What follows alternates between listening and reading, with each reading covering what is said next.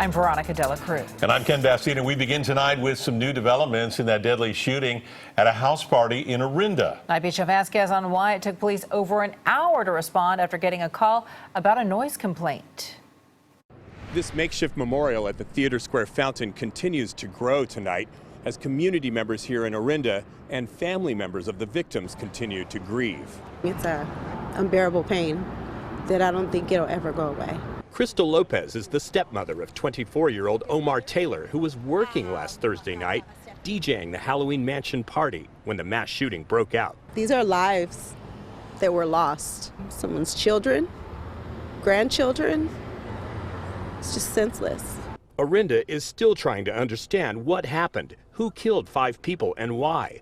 Another nagging question has been, what took so long for police to respond to the original noise complaint a neighbor called in that night at 9:19? Authorities have said an officer didn't end up heading to the scene for another hour and a half at 10:48, just moments before shots rang out. The police break up all the parties here, so you kind of do wonder how this escalated.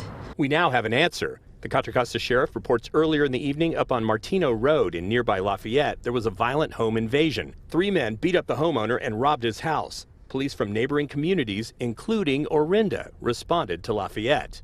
I spoke with a homeowner who says he's still too shaken up to talk about it on camera, but he says the robbers escaped by stealing his car, which was later recovered on Skyline Boulevard in Oakland. The Orinda police chief told me off camera his officers were at the scene in Lafayette because a violent crime is a higher priority call than a noise complaint.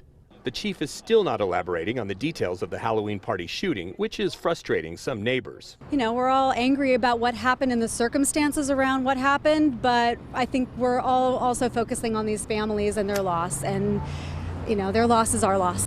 In Orinda, on the Night Beat, I'm Joe Vazquez. Orinda city leaders are now considering a temporary ban on short-term rentals after those deadly shootings last week. The city council is expected to vote tomorrow.